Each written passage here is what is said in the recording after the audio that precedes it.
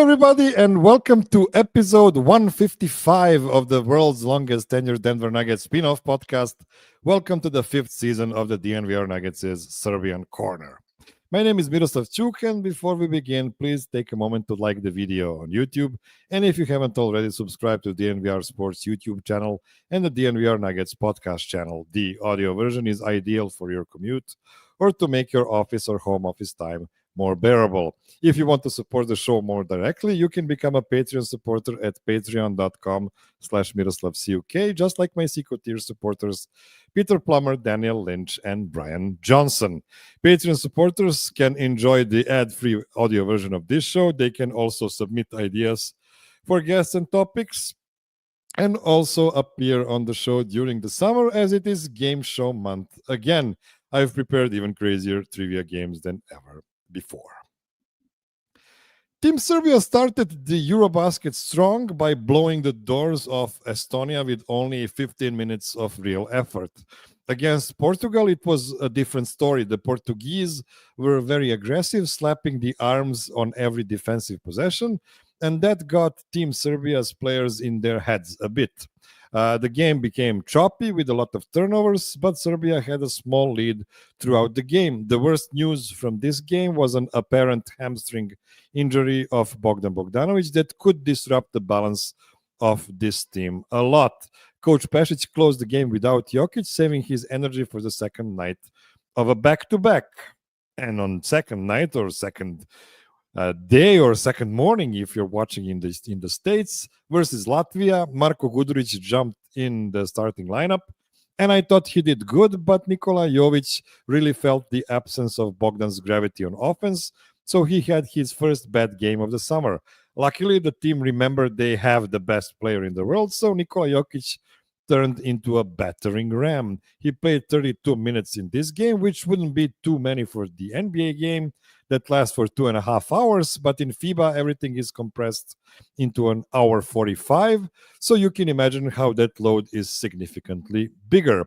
Serbia won a hard-fought game by 4 points and desperately needed each one of Nikola's 39 points. Now Germany and Serbia have a 3-0 record, waiting for Finland and France to possibly join them with the same record. Actually, I believe Finland already did. Gonna be a stressful tournament. Luckily, the last 2+ decades of Serbia national team and the full decade of the Denver Nuggets prepared me for the biggest challenges ahead. Nothing can stop me.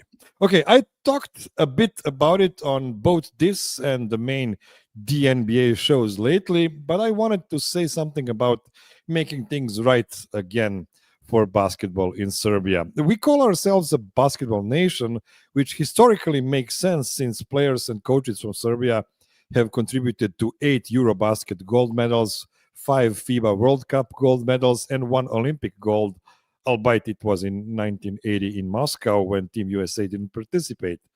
14 gold medals are something very few nations can show for, but since 2002 and that Indianapolis FIBA World Cup, Serbia has won only 6 medals in 22 years. That is not a number to look down on, since there are, again, very few nations with as many medals in that time span, but there were no gold medals among those 6. Spain was the most successful European nation in the last 20+ years with 4 Eurobasket gold medals, and countries like Lithuania, Greece, Russia, France, and Slovenia all got 1 as well. Serbia lost the 2009 and 2017 gold medal games, the first time with a team that was too young to win it all, and the second time because every main player other than Bogdan Bogdanovic got injured en route to the final game. Nikola Jokic also skipped this tournament, and the outrage generated caused him not to talk to most of Serbian media after that.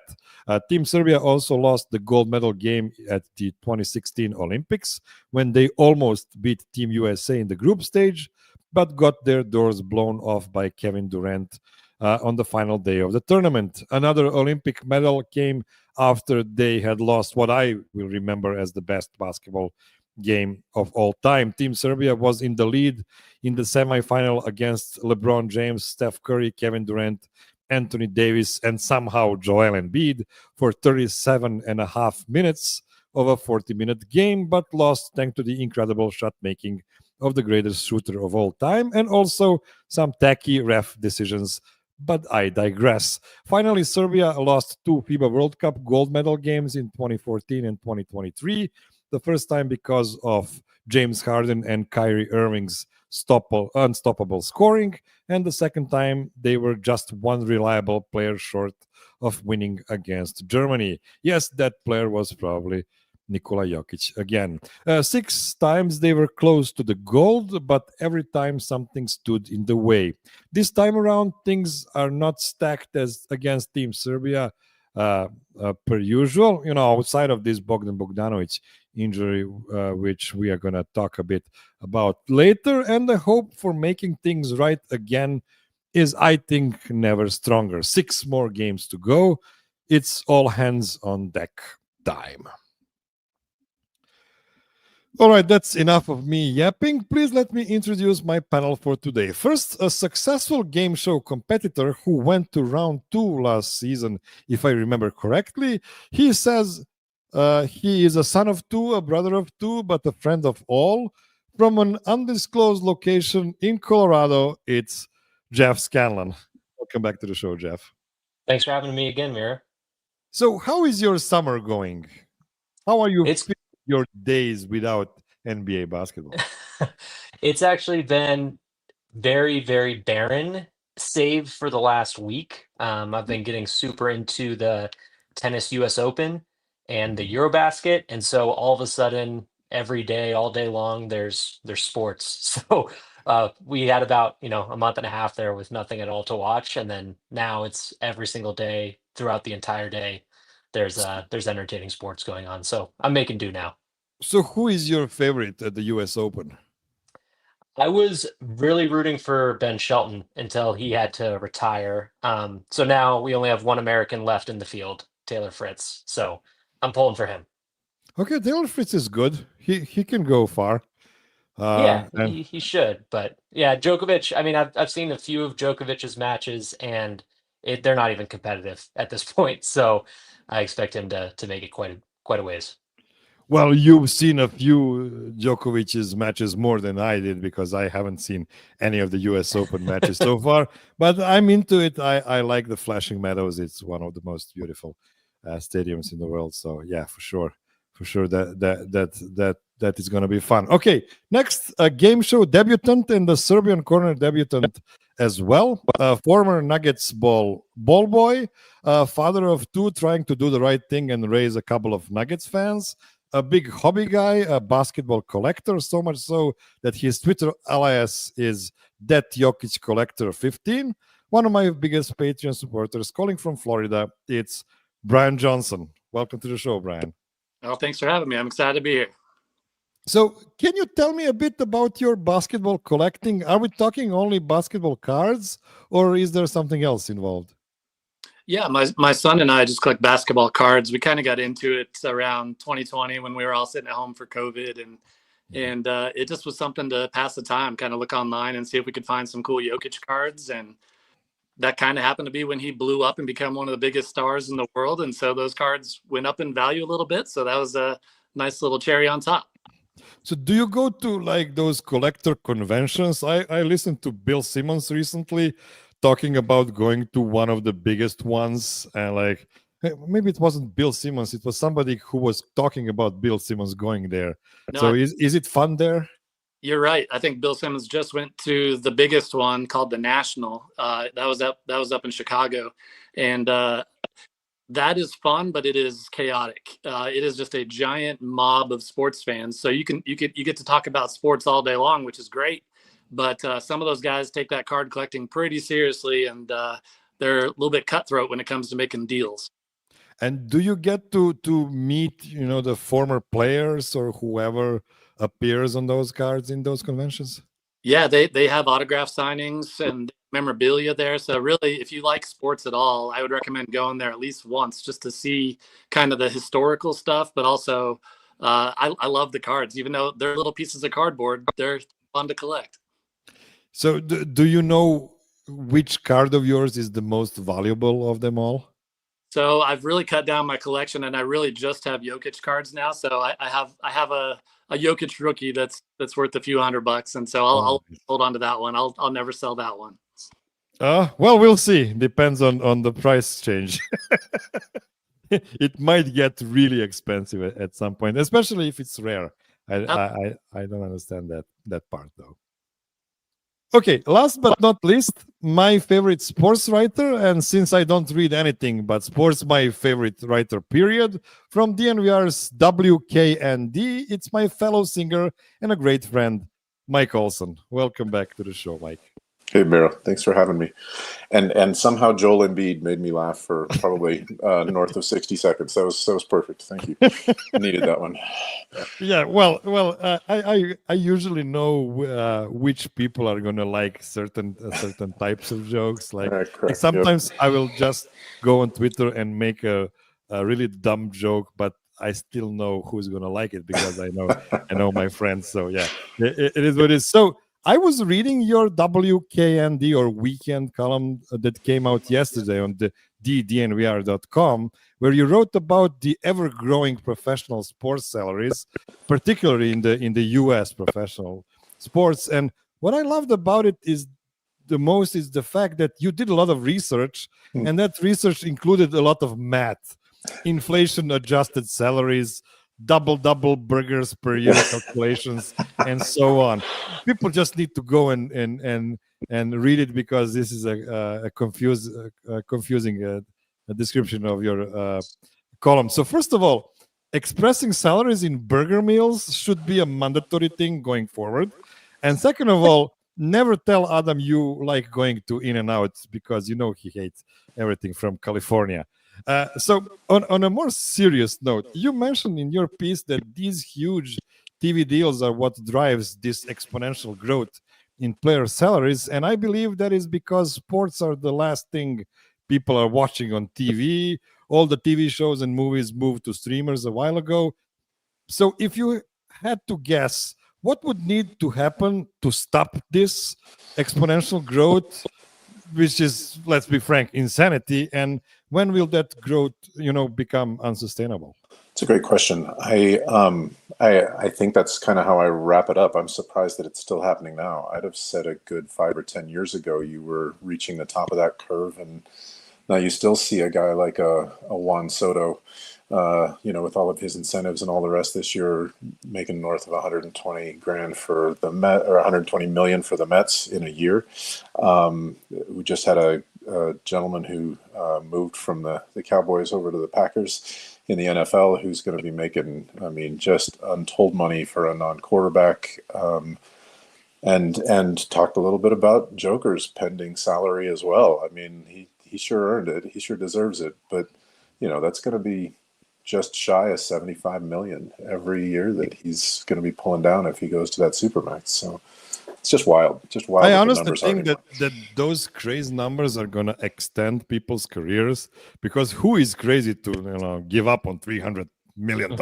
Exactly right. For sake I think that's of true. Retiring. Yeah, I think that's exactly right. And at the same time, as you watch viewership start going down and some of that, you wonder when that curve finally starts to cap out. Right at the moment, big numbers out there. So again, everybody just go to ddnvr.com and read Mike's column. He even mentions Babe Ruth's salary from early 20th century.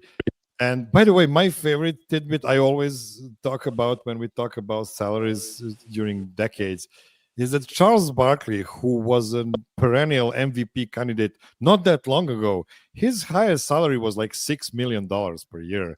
So, and it only happened in one of his contracts. All the others were way lower than that. So just think about that. I'm going to guess Chuck actually makes more money for TNT these days. Way more. Yes. Way more.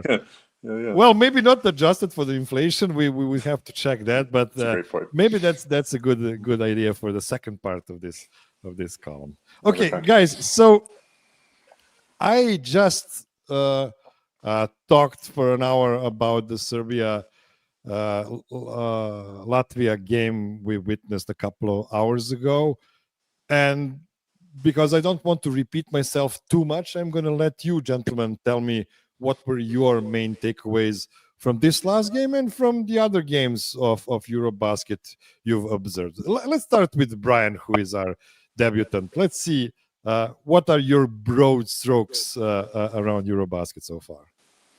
So it's almost a given that we figure Jokic is going to dominate. So I feel like he really took today seriously and really could score whenever he wanted to. I was interested to see what the other guys were going to do without Bogdanovic. And like you said yesterday, I think on B&B post game, Portugal kind of played them really physically, and I was going to see if Latvia was going to do the same. But then I remembered they had Porzingis and Bertans as their two main players, so I figured it wouldn't be too physical of a game. So I thought it was a great test for Serbia. I thought the crowd was really into it. Some of the big pressure moments the guys came up with. Really, I thought the big guys got off to a good start. Forgive me if I pronounce any names, but is it number 3? Yes. I thought he had a great first quarter. I thought him and Jokic were just gobbling up all the rebounds, and it was great. And obviously, when Jokic fell down and hurt his elbow, that was scary.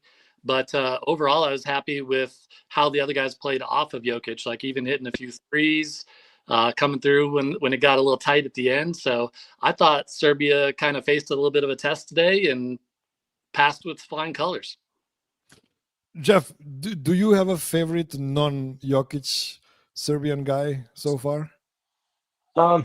Heading into today, I probably would have said Jovic, but that was one of the more disappointing parts of today's game. Honestly, I was like making me reconsider how I feel about the Miami Heat next year with the way today went. So it's obvious, but Abramovich is incredible. I thought he should have wound up having a couple of steals. He got like 90% of the way there before the Latvian was able to kind of grab it back. But his intensity, and he hit 2 what I thought were really big threes in the second quarter, kind of when the game was a little bit on edge, in the low 30s, I believe it was. And I don't know if Jokic was out at the time, but he hit, I think, back-to-back threes that were, or it might not have been back-to-back, but he took a 3, missed it, got the offensive rebound, came back to him, and he hit another one, which I just thought was huge, to kind of stem the tide. So Abramovich has been really, really entertaining. But kind of going just back off what Brian was saying, the number one thing I realized was just that game being in Latvia made for just an incredible spectacle. The Serbians who were there were incredibly into it, as were obviously the home crowd. So it was just a really fun game to watch, this one in particular. Before I go to Mike, I want to shout out Colorado native in Europe, the newest member of DNVR's YouTube channel. Thank you for joining the YouTube channel. By the way, everybody can join for just $5 a month.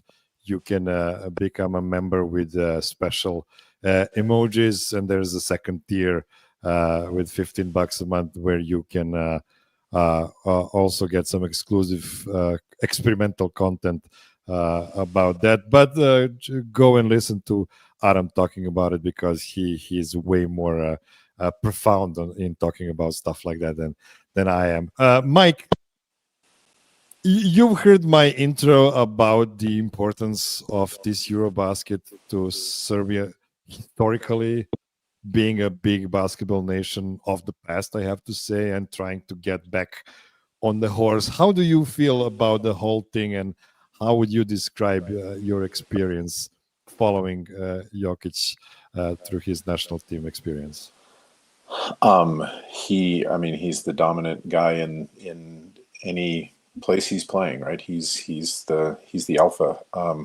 I was a little more nervous than I think everybody else apparently today when he had that elbow injury in the first half, but he's just a dog. He just came back and played through it. I think it's the first time anybody has pointedly said we're going to just try to leave him as a scorer, and he certainly made that right today. I think they missed Bogey, who is my second favorite guy on the team. But with them making it into the round of 16, I wonder what they're going to do with these last two games. I don't think there's any way they play bogey. I wonder how many other guys are going to get at least a chance to take a deep breath. I was a little surprised Jokic didn't come back, not in this game, but in the previous game. Both games, I got close enough that I was sweating a little bit anyway for them. So I hope that I hope they run the table, but I think the smart play is to make sure that they're ready for the round of 16, no matter what these next couple games bring. So Coach Pešic's decision not to play Joker in the fourth quarter versus Portugal was a gamble. It wasn't a big gamble. I don't think so, because there was a clear difference in quality. But at the same time, we've seen Serbia losing their ground even against a team like Estonia in the first match. So it was a bit of a gamble. Yeah, they closed it to 10 so fast that I was sure that they'd pull that trigger. But you were right. You're absolutely right. They didn't have any need to. So at the end, it's easy. You know the Serbian saying everybody's a general after the battle is over. So it's easy to say now. But it was a gamble, and it went successfully because Joker needed all the energy in the world for this game, even though it really looked like it was just easy walk in the park for him, just to move 7-3 Kristaps Porzingis left and right and just score on him every time. He did miss a lot of shots though, and I was like, oh my God, he missed a shot. But in the end, what can you say about the 39-point performance in the Eurobasket? Okay, let's take a short break, and after that, I wanted to talk to you guys about some Nuggets predictions. Don't go anywhere.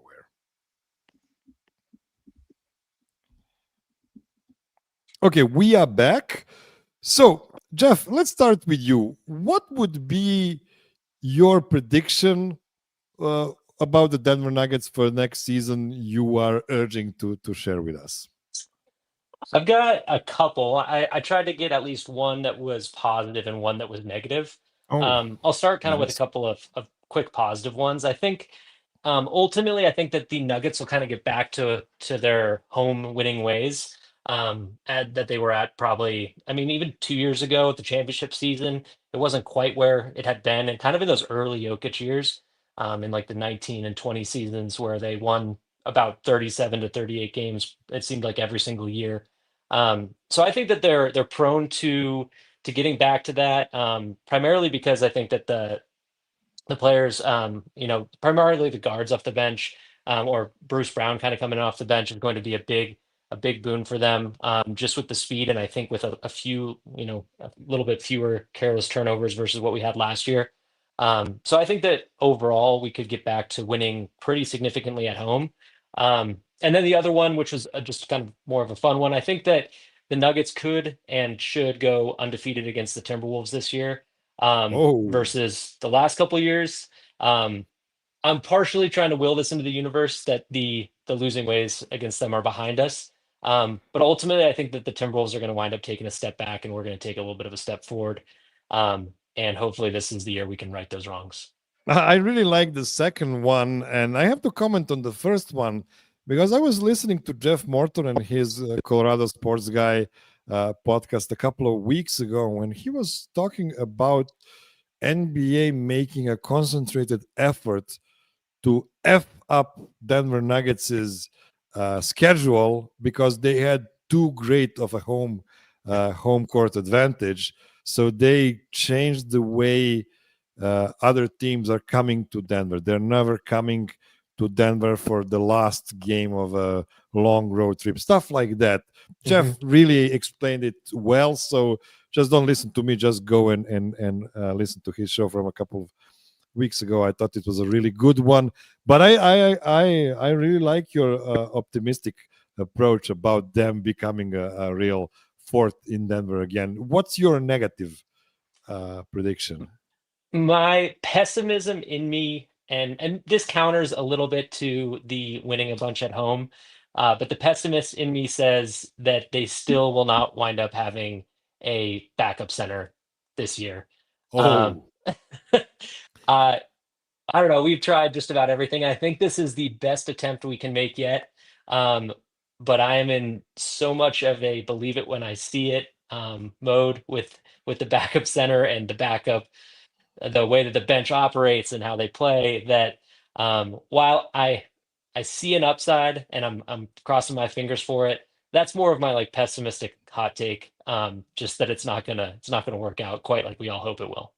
It is a pessimistic take that I could see happening, but that would mean two things at the same time. First, as you mentioned, Jonas Valanciunas is probably our best bet to get a good, real backup center. But at the same time, we don't have Michael Malone anymore, so we cannot blame Michael Malone for wasting backup centers' careers in Denver. That would mean both of those things, happened at the same time, and it might, become an uncurable disease, I guess.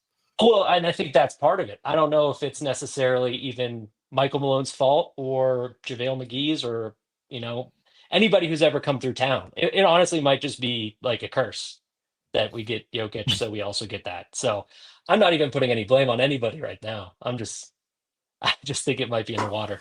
But by the way, if you're into curses, you should visit Eastern Serbia. They have a lot of curse-based mythology there. I've just learned about some beautiful caves in Eastern Serbia I've never heard of before.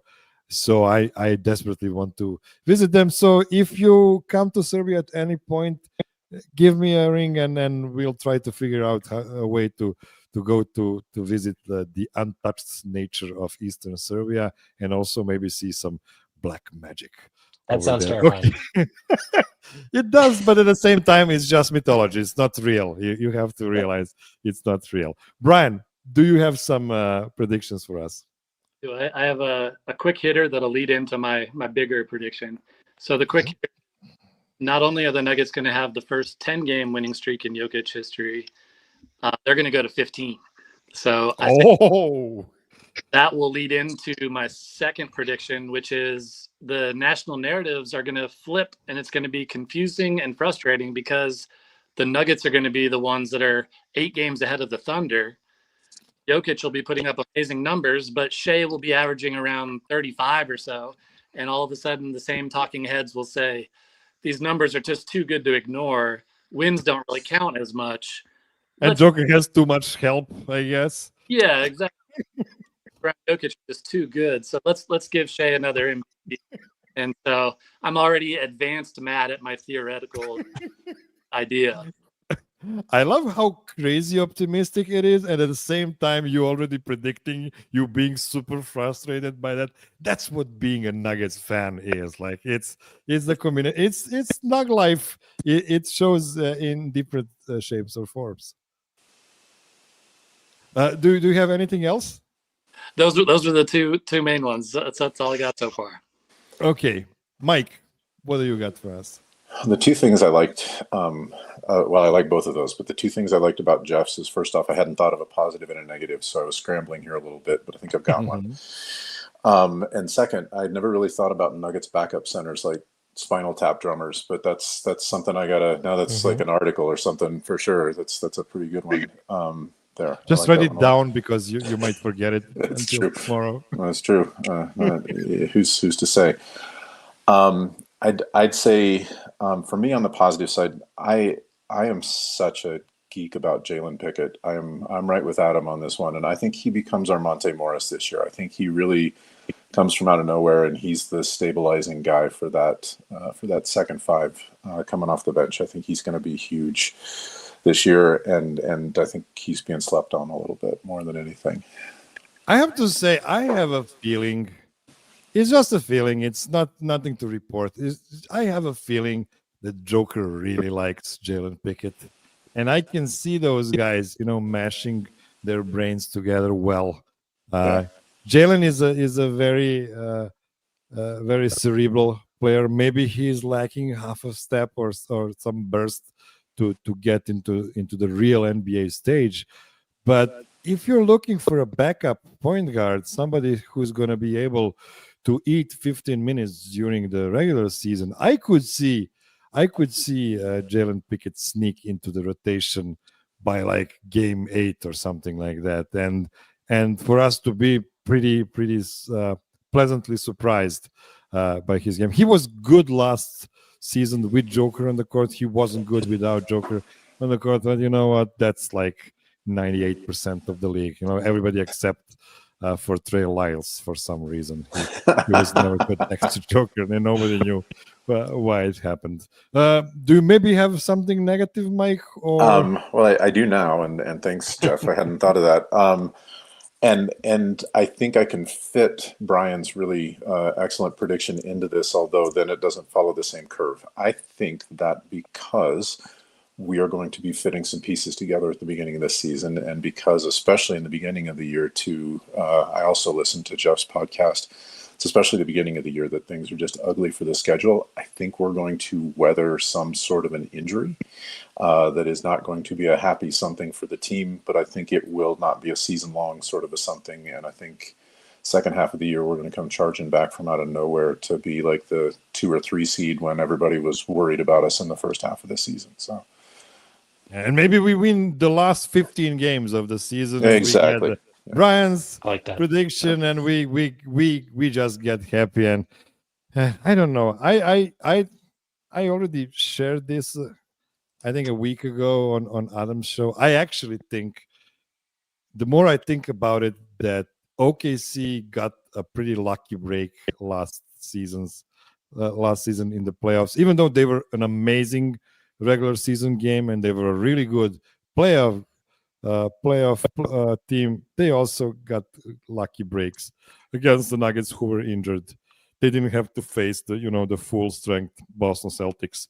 Even Tyrese Halliburton got hurt against them in the finals. So yeah, I don't think their run was, well, especially because they had to win 2 7-game series in the playoffs. That's already not that dominant of a playoff run. And if you add all the injuries on top of that, I don't think it's fair to call them an absolute favorites in the West, like most of national analysts will tell you. Like everybody will say, we respect the hell out of Denver, we respect, Houston, whatever.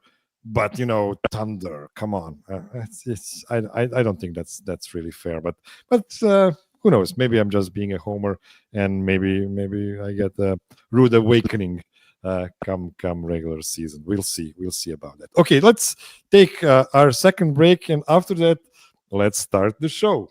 Don't go anywhere.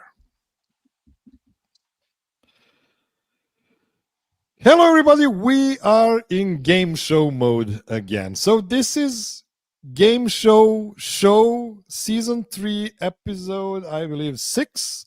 So we are looking to find the 7th second round participant in this year's game show, because I had to give an extra position to Tyler Schwartz, who had an amazing appearance a couple of weeks ago when or was it last week? Oh God, time is a flat circle. I have no idea when it happened, but he just crushed the last game, so much so that I just have to give him like a wild card position in the second round.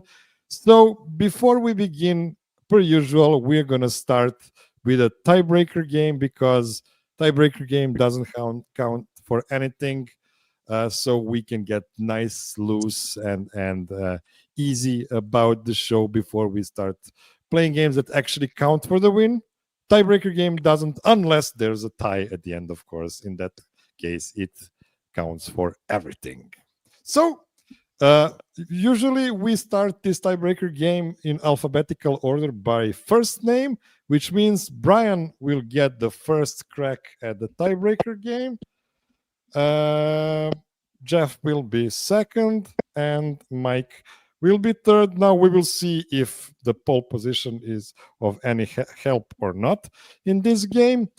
The question for the tiebreaker game is, I went to the Basketball Reference and I typed in certain letters into the search bar and looked for the players that will auto-populate under the said letters.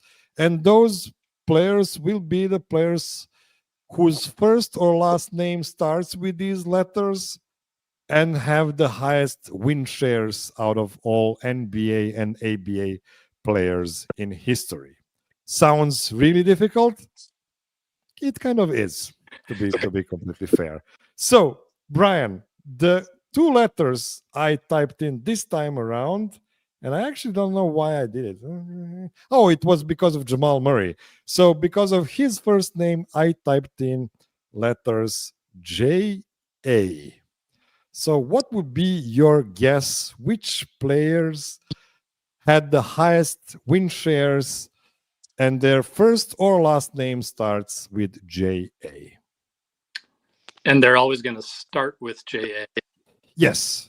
So either first or last name. Well,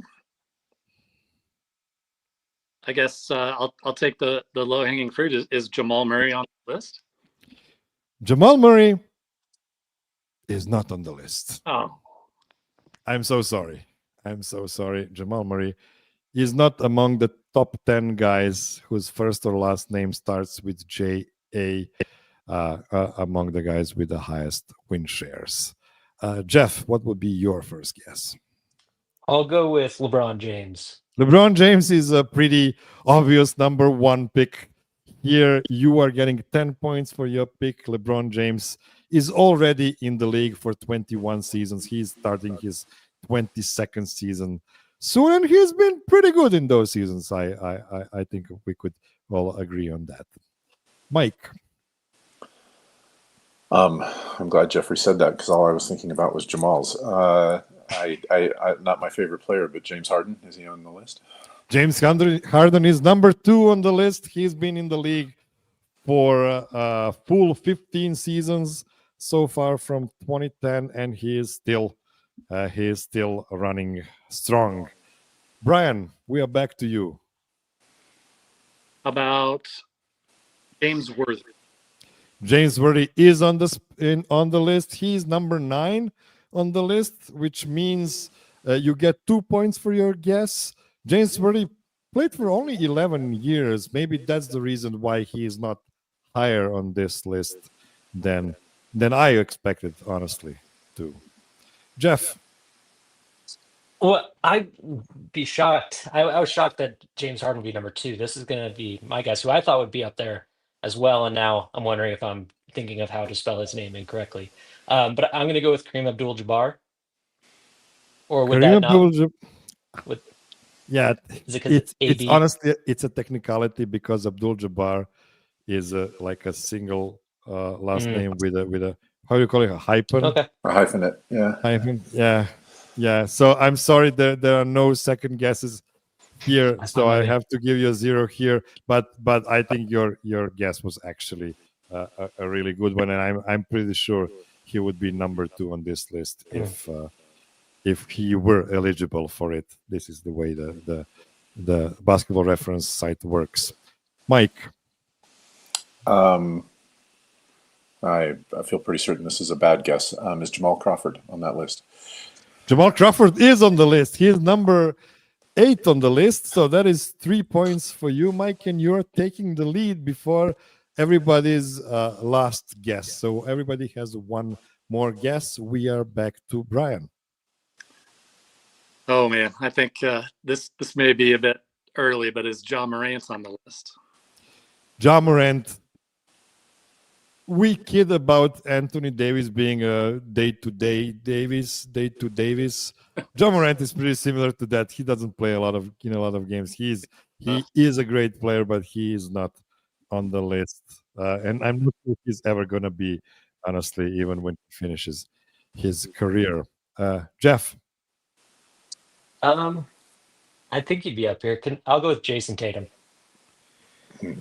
Now, this is an interesting one. I'm not positive that Jason Tatum does not have enough win shares to be on this list, because you're going to hear some names on this list. I would bet Jason Tatum has more, but for some reason, Jason Tatum is just not on this list at all.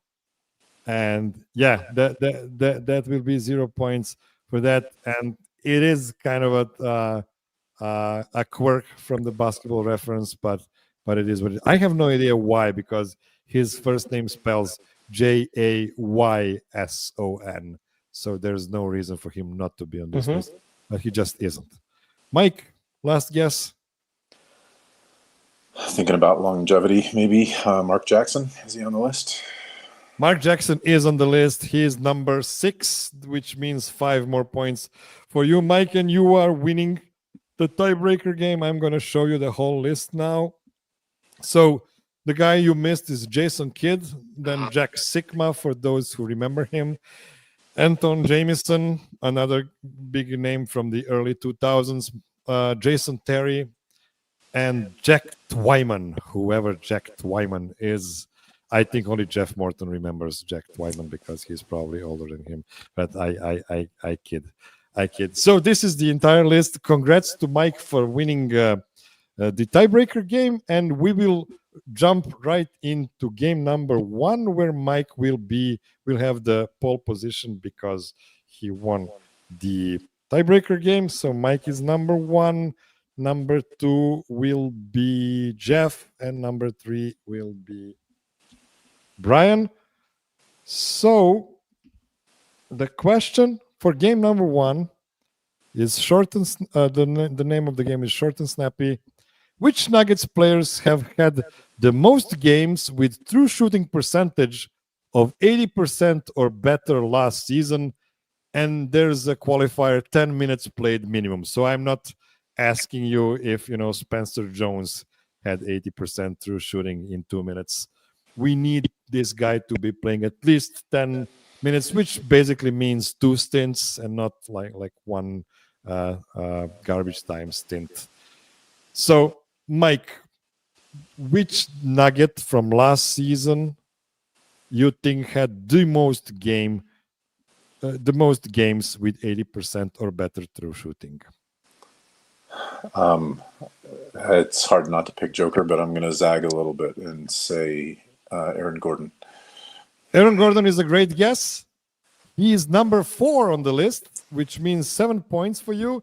Aaron Gordon has had 8 such games last season. He's actually tied for number 4. There's one more guy with 8 games of this nature from last season. Jeff? Yeah, I don't. This could be foolish. I'm going to zag as well. Okay. And I like your approach. I'll go Christian Brown. Christian Brown is not as big of a zag as you think because he is number 2 on the list with 14 such games, 9 points for Jeff. Brian? Well, I think I would kick myself if I passed on LeBron James in the first game and then passed on Jokic in this game. So I got to take Jokic. Of course, Nikola Jokic is a great guess. He is number 3, though. This is an interesting wrinkle to this game. He's number 3, 8 points for you, Brian.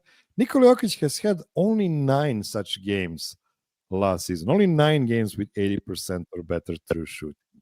So we've guessed guys number 2, 3, and 4. We still didn't guess guy number 1, and this is Mike's chance to do that. Is it Mike? Is it Michael Porter Jr.? Michael Porter Jr. is tied for number 4 with Aaron Gordon. He also had 8 such games, so that will be 7 points for you, Mike. And we are back to Jeff. Oh my goodness. I guess I'll go with Russell Westbrook. Russell Westbrook is a great guess. He is also on the list. He's number 10, though. That's 1 point. He had 2 points because he's tied for 9, actually. There's one more guy who also had 3 such games. 2 points for Jeff. Brian? I don't feel good about it, but I'm going to guess Jamal. Jamal Murray is not on the list. Wow. He did not have, I don't know how many he had, but he definitely didn't have 3 because that was the low bar for getting on this list. Mike, your last guess. You have 14 points and you are currently in the lead.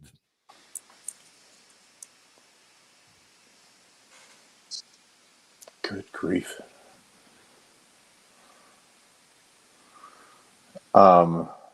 It's a weird game. Yeah, I It's was a gonna weird say game. no. Everybody I'm thinking of doesn't feel like they had that many games that they played 10 minutes in.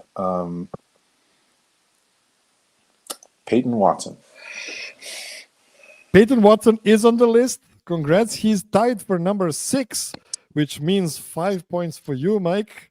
And you finished the game with 19 points. Jeff has 11, which means if he gets number 1, he will be in the lead and probably win the game. So, Jeff. Only because I think that you get pretty good true shooting percentage if you dunk every shot you take. I'll go DeAndre Jordan. DeAndre Jordan had 15 such games. 15 games, number 1 on the list. 10 points for Jeff. That was a great guess. DeAndre Jordan had 15, Christian Brown 14, Nikola Jokic 9, Aaron Gordon and Michael Porter tied for 8 games. And Brian has a chance to add to his tally, even though not to win the game. I'll just go. Let's just go with Pickett. Jalen Pickett is on the list. He is There we also go. tied at 9 with 3 such points, which means 3 such games, which means you get 2 points for this. Jeff wins the game. And here is the entire list. So DeAndre Jordan, number 1, Christian Brown, Nikola Jokic, Aaron Gordon, Michael Porter, Julian Strother, interestingly enough, with 6 such games. Zeke Naji with 4, and you've guessed everybody else on the list. Good job, guys. Congrats to Jeff on winning the first game that counts. We are going to take a short break, and after that, we are going to play 2 more games. Don't go anywhere.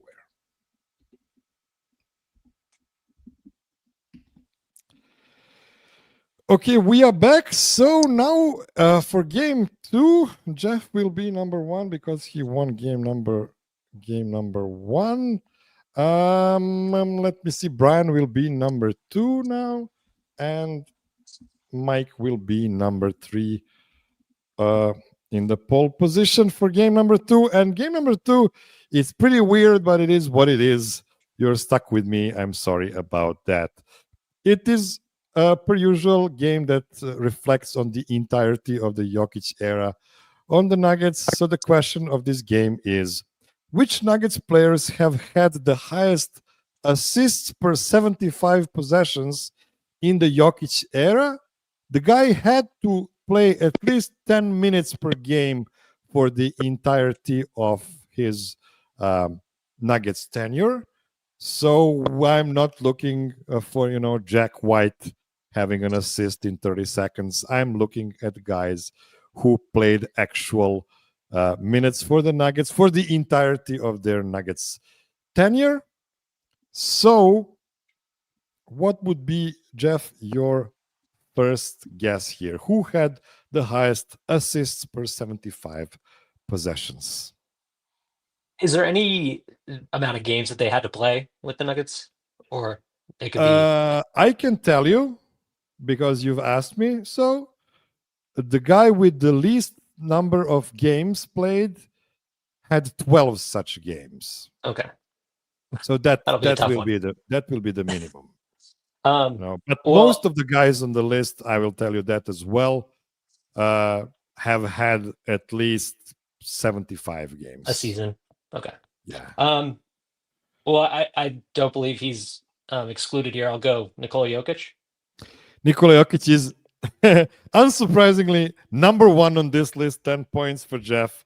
Nikola Jokic, for the entirety of his Nuggets tenure, has 8.4 assists per 75 possessions, which is pretty crazy for a center, who, by the way, didn't start for first season and a half.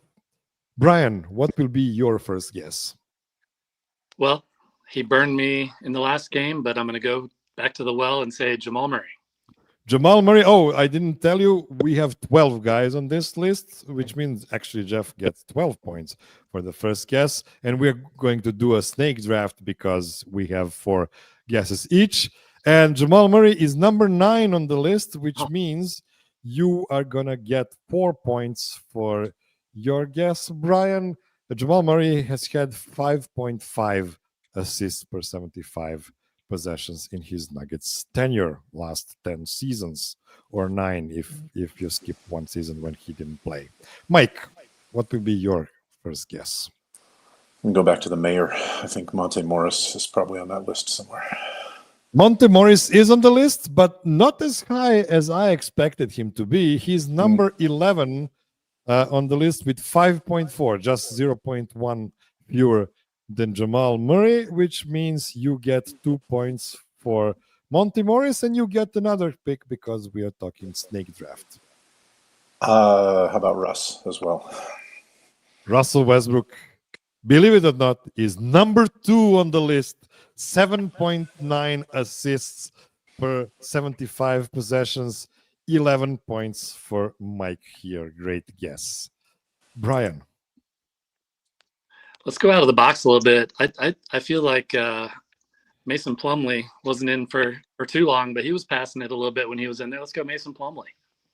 Mason Plumlee is a creative guess because he is still a center and he is nowhere near what Nikola Jokic is. He is not on the list, Mason Plumlee. I would help Isn't. there. Yeah, but I like the creativity behind this guess. Jeff, now you have 2 picks. Let's see. These are going to be, I feel like, shots in the dark. So how many did you say Monte was assists per 75? 5.4. Okay. Jamal Decent. is 5.5. Nikola Jokic 8.4. Russell Westbrook 7.9. All right. I will go with I'll go with Bones. Bones Highland is a great guess. He is on the list, number 10, or actually tied for number 9 with Jamal Murray. He had also 5.5 assists per 75, just like Jamal Murray, which means that's 4 points for you, Jeff, and you get another pick. I'm only thinking point guards. I think that's and who had the ball a lot. So I'll go way back when with Jameer Nelson. Jameer Nelson is an excellent guess. Number 4 on the list, 6.9 assists per 75. That is 9 points for you, Jeff, here. And we are back with Brian. Man, I was going to guess Jameer. Let's go. Let's go Bruce Brown. Bruce Brown is not on the list, unfortunately. Yeah, it was a good guess because he did lead that second unit, but I guess not so much with assists as with points. Mike, you have 2 picks now. You have 13 points while Jeff has 25. So you can cash in with 2 strong guesses here. Emmanuel Mudiay. Didn't they play together first couple of years? Emmanuel Mudiay is surprisingly high on this list. He is number 6 on the list with 6.3 assists per 75, which means 10, 8, 9 points. Is that right? 9 points? Oh. Did I mess something up? 12, 11, 10. No, 10, 11. 11, 10. No, that is the 7 points. 7 points for you, Mike. Sorry for being confused by my own game. You have another guess. I'm blanking on the name. Came from overseas and played with us for 2 seasons while Jamal was hurt. Take your time.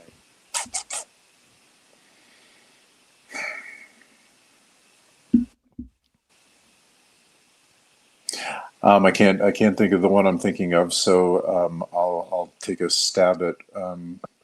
No, Randy Foy was gone by then. Was Ty Lawson gone by the time Joker came in? I think he was too. Yeah, we lost him with Mudiay coming in.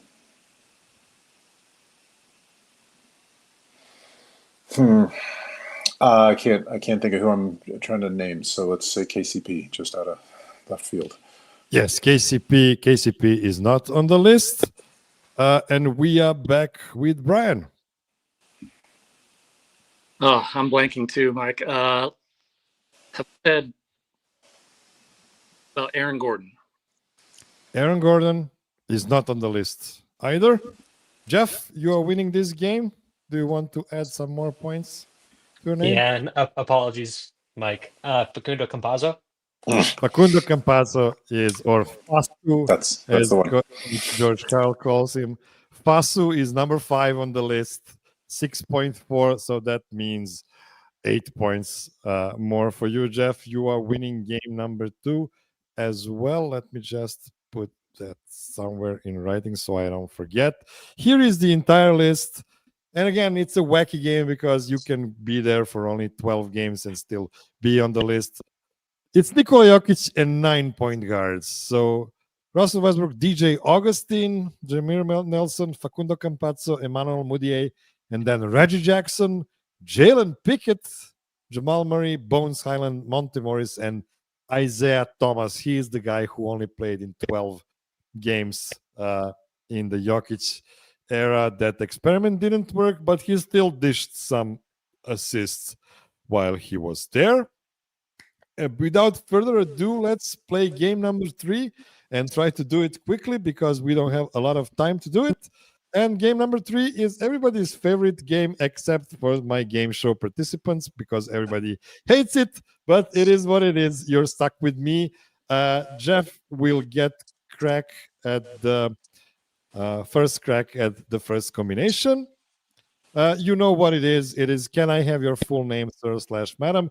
It is a name mashup game where I think of a long name by combining two persons' names by mashing them in the middle. That sounds confusing, so this is why I use an example.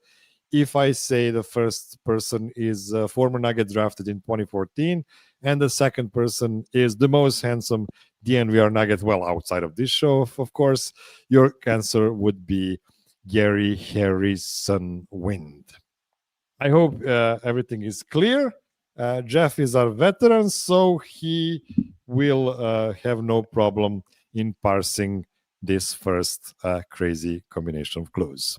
The first person was born in 1996 in Columbia, South Carolina. The second person was born in 1968 in Melbourne, Australia.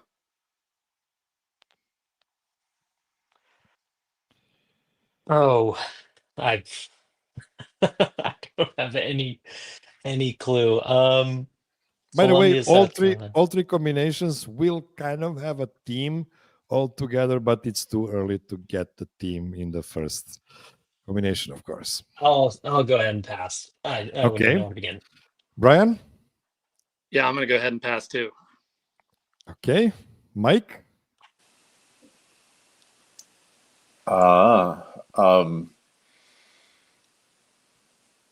No idea whatsoever. Nope. Okay. It should be a bit easier with the second combination of clues. Jeff. The first person played in 97 games for the Nuggets over the course of 3 seasons. The second person's real last name is Banadinovic. Is this supposed to help? Possibly. Impossibly for me. I'm gonna go ahead and pass once again and just think on it. Okay, Brian? Yeah, I don't have a clue yet. I'm going to have to pass as well. Okay. So, Mike, before you answer, so we are talking about the former Nugget born in 1996. And we're also talking about a person born in Australia in 1968 with the last name Banadinovic. Who apparently doesn't go by their real last name from what I've intimated from what you've got here. Averaged 32 games a season for 3 seasons for the Nuggets from Columbia, South Carolina. And is now You are good at math. 29 years old. I got nothing, Miro. I am not even close on this one. Okay, hopefully the last combination will be the easiest, but who knows? Jeff, the first person played in 9 games for the Minnesota Timberwolves last season, and George Karl's pronunciation of his last name became famous among Nuggets diehard sickos. The second person is famous for playing Bruce Banner in Hulk and Hector in Troy. Oh, hold on. Give me just a moment. Of course. Oh my goodness. So the first person played in 9 games for the Minnesota Timberwolves last season, and George Karl's pronunciation of his last name became famous among Nuggets diehard sickos. I know. I'm trying to think. The second person is where I'm stuck. I'm spacing on the actor's name, which is very disappointing.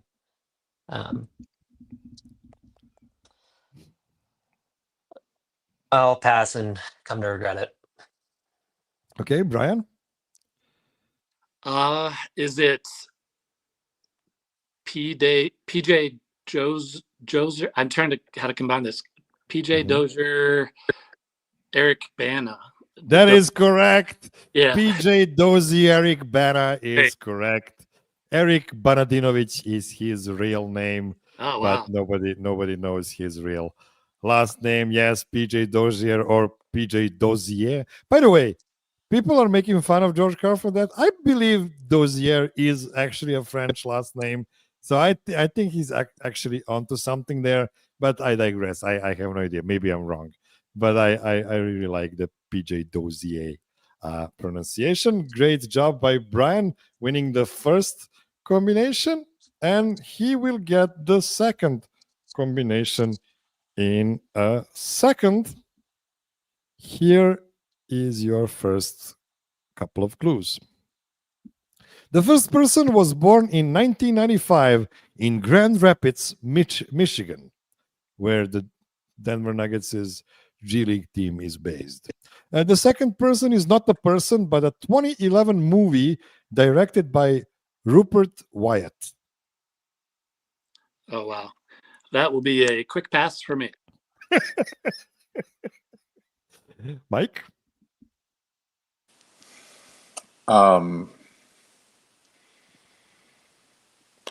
I should know more Rupert Wyatt movies, but yeah, I no idea on the first one, so I'm going to pass on this first round.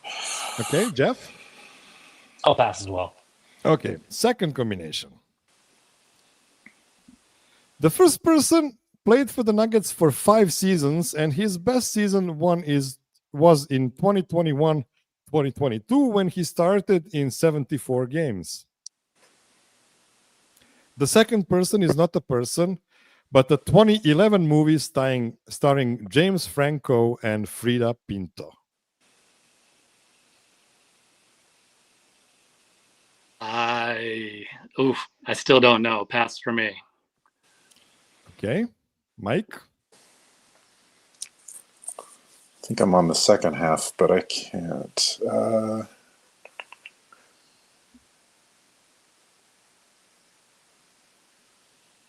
So we are talking about somebody who started in 74 games in 2021. Yeah, just a few years ago. Yeah, just a few years back.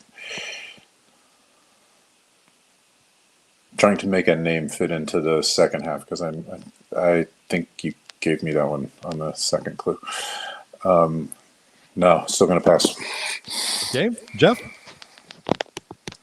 I will pass as well. Okay, Brian, last clue. The first person was traded together with Will Barton for KCP and Ish Smith in 2022, right after he had his best season for the Nuggets. The second person is not a person, but the first movie in which Andy Serkis, we are getting Brian back in the second screen. Can you hear us, Brian? Yeah, I apologize about that. No problem.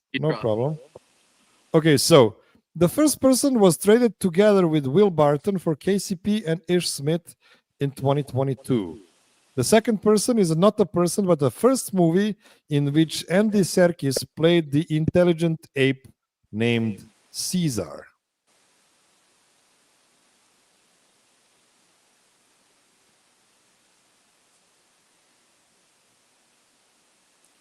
Oh, I can't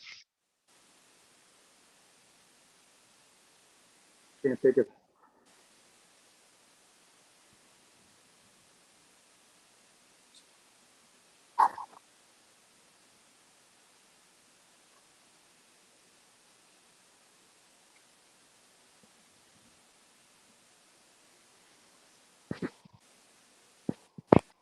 Do you want to pass, Brian? I can't guess. Okay. Mike? I should have thought about Detroit sooner. Was that Monte in that trade? Monte Morris, Rise of the Planet of the Apes? That is correct. Monte Morris of the Planet of the Apes. That is correct. That is correct. Great job by Mike. Yes, I actually thought for some reason that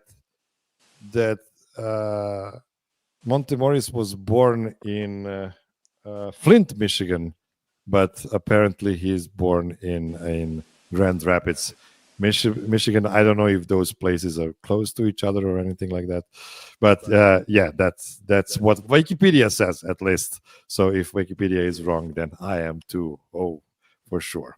Okay, last combination will go to Mike, right? So Mike, here is your first couple of clues. The first person is not a person, but an ancient city. The second person is a former Nugget.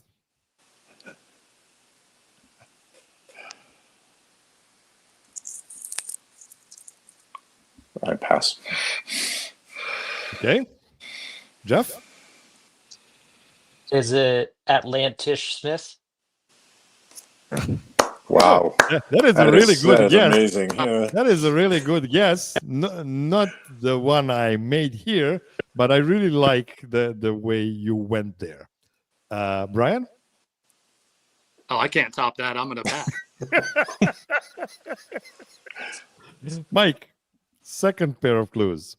The first person is not a person, but an ancient city located in present-day Hisarlik, Turkey. The second person played for the Nuggets in 6 playoff games in 2020, and those were his last NBA games.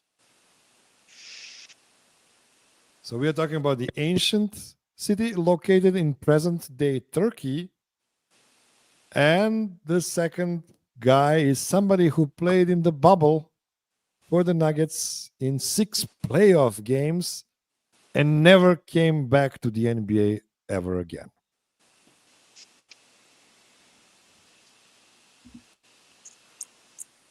I got nothing. Apologies. Jeff? Nope. Nothing on this one. Okay. Brian? I will pass as well. I'm still in awe. It was a really good guess. Okay, last pair of clues. The first person is not a person, but a 2004 movie starring Brad Pitt and Eric Bana. The second person was signed by the Nuggets several days before the COVID lockdown as a prolific shooter previously released by the Lakers.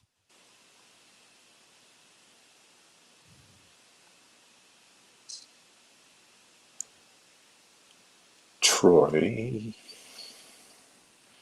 I want to talk about this Eric Bana thing later, by the way.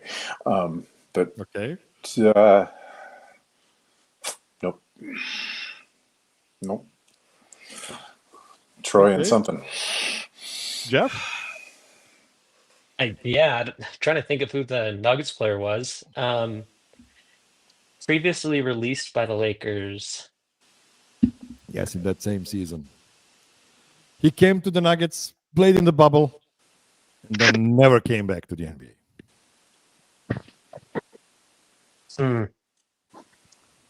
I don't know. I'll say a name. I know it's not right, but I'll say Troy Hibbert, just to say something. That is amazing. I impressive. love that. Oh my It's not God! a- Why didn't I think of that? That's way better than what I thought of. Brian? I think it was Troy Daniels. Troy Daniels is correct. This is actually the first combination ever where no extra letters were added to Troy Daniels' first and last name because his first name is in fact Troy.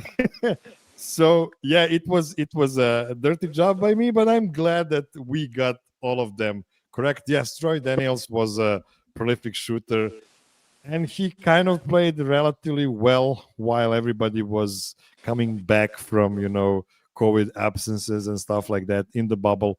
I was actually surprised to discover that he actually played in the bubble in the playoffs for the Nuggets, not only in those like 8 tune-up games or whatever it was before the start of the playoffs. So great job by Brian. And the winner of game number 3 is, let me see, Brian is the winner of game number 3. But since Jeff won games 1 and 2, Jeff is our champion for today. He is the second round semi-finalist, I guess. And we will see you, Jeff, in several weeks back when we start the second round. And since you are a winner, do you want to promote anything or send a message to the universe of your preference? No, I don't have anything to promote, but I'll just say hello to my family. That's about it. I know they're watching. Nice. Brian, Uh, anything for closer? I think everybody should read Nick's articles every weekend. Absolutely. Mike, That's do you really have? kind. Do you have something already cooking? Is it about Eric Bana? It might be about Eric Bana now this week. I might at least have to find a quote. I think actually I'll close with the fact that, with apologies to Troy Daniels and his family and his parents and everybody else, I still don't remember him. Oh, Jesus. Oh, sorry. It's terrible. But Yes, Troy. Yeah, Troy. It was a weird season, though. It was, the Nuggets were kind of scrambling, trying to figure out to add more shooting to the team, which is something that has happened several times in the Jokic era. Yeah, not only that year. Everybody just, I agree with Brian. Just go and read to Mike's articles. They're the best. The column, one of my favorite columns ever, and you can always learn something new about the history of Denver sports or just economics. Because Mike is a guy from that part of the world as well, right? it's the truth. Yeah, too many numbers in my real life. I try to avoid them in the columns. So, yeah. Okay, so that is all I've prepared for you this time around, my dear listener. And please, with cherry on top, please take the word prepared very loosely. Be well, be safe, be kind to everybody. Call your mom, and until next week, idemo Serbia.